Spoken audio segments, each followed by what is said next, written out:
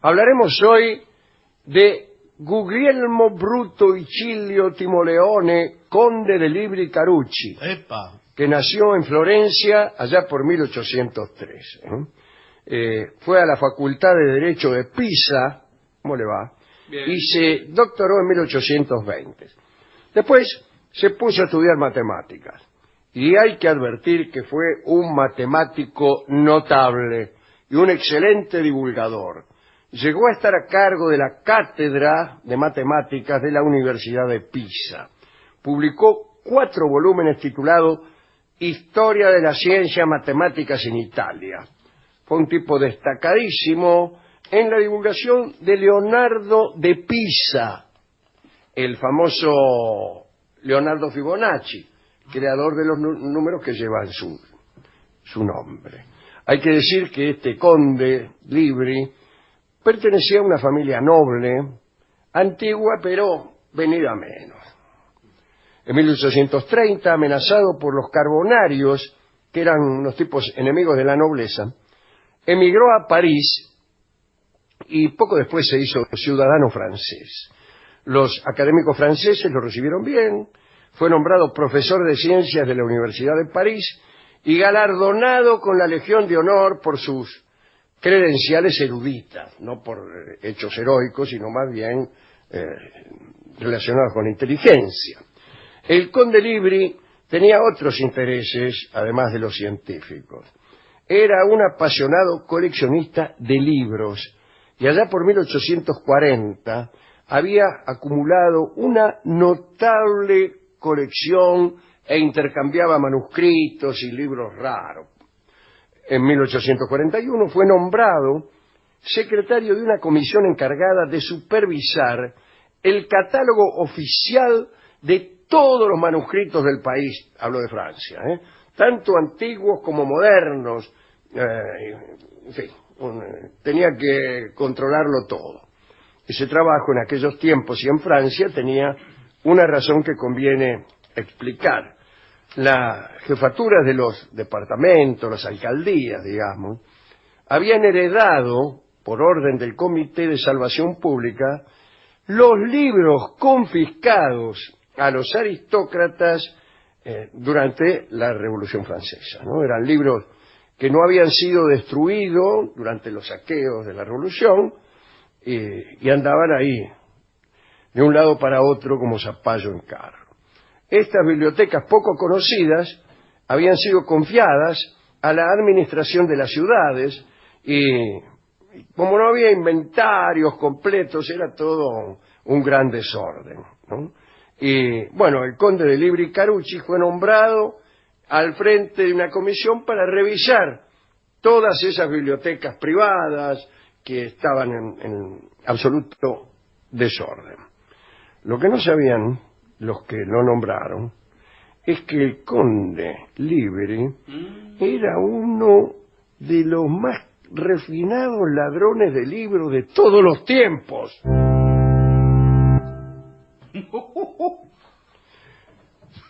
Sir Frederick Madden, conservador de manuscritos del Museo Británico, conoció a Libri y lo describe de este modo. Tenemos la descripción de Sir Frederick. Dice: por su aspecto se diría que no había usado nunca agua y jabón. Bueno, su habitación estaba repleta de volúmenes, pero no era eso lo que más impresionaba.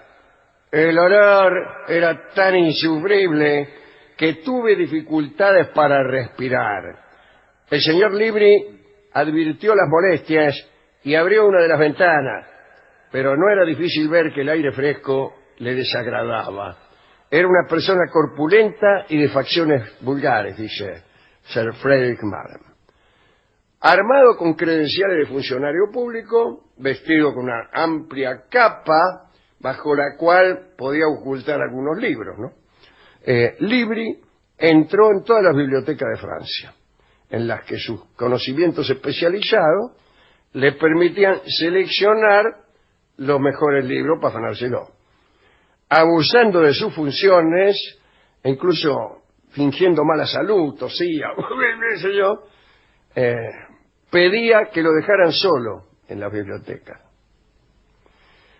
En Dijon, en Grenoble, en Lyon y en Tours, no solo se afanó libros completos, sino que también cortó páginas que luego mostraba y que en ocasiones vendía. Únicamente en Auxerre no logró su propósito porque el director insistió en que por la noche un vigilante permaneciera constantemente a su lado para poder atender todas las necesidades. Y Libri intentó perder al vigilante en los pasillos, pero el tipo era de una notable diligencia y no le perdió el rastro nunca, con ofrecimiento de ayuda, qué sé yo. Sí. No pudo afanarse nada. La cuestión es que los libros más valiosos de los que quedaban en Francia, por históricos o por pertenecer a autores cortesanos de renombre, bueno, fueron a parar a la habitación nauseabunda del conde Libri. Las primeras acusaciones fueron en 1846, pero, quizá porque parecieron inverosímiles, se hizo caso omiso de ellas y Libri siguió desvalijando bibliotecas. Se llegó a decir que en Francia no quedaba ni una Biblia por su culpa, pero eso se dijo después. Hubo también una segunda etapa en donde ya las acusaciones fueron más frecuentes. Algún fiscal pidió investigaciones, pero el presidente del Consejo de Ministros, François Guizot, que era amigo de Libri, cajoneó ese pedido. Es probable que en el asunto, o que este asunto no hubiera llegado más lejos, si no se hubiera producido la revolución de 1848, que puso fin a la monarquía y proclamó la república al menos por un tiempito. Al entrar en el ministerio, los revolucionarios descubrieron el expediente de Libri cajoneado en el escritorio de Guizot. Y el conde recibió un oportuno aviso y rajó. Había afanado unos 30.000 libros y cientos de manuscritos en 18 baúles. Quiso hacer salir de Francia todo aquel material, bajo pretexto de ser un refugiado político de la Revolución de 1848, tenía el amparo de un compatriota italiano, Antonio Panizzi, director de la biblioteca del Museo Británico. Libri consiguió fugarse a Londres en 1848 todavía, también con la complicidad de su colega que trabajaba en la Comisión de los Monumentos Históricos. ¿Y saben quién era ese colega? Nada menos que Prosper Mérimée. Pudo llegar a Inglaterra, pudo llegar a Inglaterra, pero los baúles se los retuvieron en la aduana, no los pudo pasar. El conde de Libri fue condenado en ausencia, en Francia, él ya se había rajado, a 10 años de prisión y a la pérdida, por supuesto, de sus cargos oficiales. Más tarde, Mérimée recordó algo que le hizo comprender quién era su amigo. Libri le había mostrado orgulloso a Prosper el famoso Pentateuco de Tours, un volumen ilustrado del siglo VII.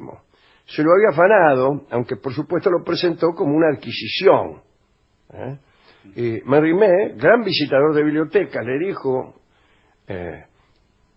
cuando Libri se lo mostró, dice, mire, qué sé yo, el Pentateuco. Y el otro sabía qué clase de libro era, y dijo que lo había visto precisamente en Tours, y que no se imaginaba que alguien pudiera venderlo. Entonces Libri, asustado con rapidez, le explicó a su amigo que en realidad lo que estaba mostrando era una copia vulgar, y se hizo el gil y tiró el volumen al suelo. Pero a Mérimée eso le hizo un mal efecto, y sin embargo le creyó, hasta que después, esclarecidos los hechos, comprendió que sus temores o aquella incomodidad que sintió era real. Cuando, los libros que el conde vendió fueron devueltos por las compradoras, tuvieron que devolverlos. Había, por ejemplo, un niato que se llamaba Lord Ashburnham, que había adquirido un Pentateuco del siglo XI, entregó el ejemplar al embajador francés en Londres. La publicación de todo lo faltante fue tan famosa que Libri no pudo vender nada de lo que había afanado, porque lo cierto es que algunas cosas había podido cruzar. ¿Se acuerda que le dije que todos los libros habían sido retenidos en La Habana? Bueno, algunos por ahí no. Y quiso venderlo, pero ya habían publicado toda la lista de sus choreos y no pudo vender ninguno. Finalmente, perseguido, señalado, abandonó todo lo que tenía en su habitación de Inglaterra. Desde allí regresó a Italia y se instaló en Fiesole, en la Toscana. Ajeno a la confianza general, el conde de Libri murió en septiembre de 1869.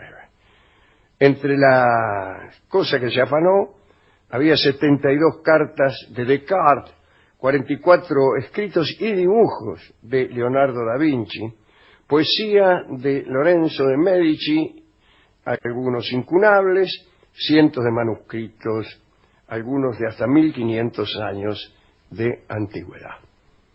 Esa es la historia del amigo Guglielmo Bruto Icilio Timoleone, conde del Libri Carucci.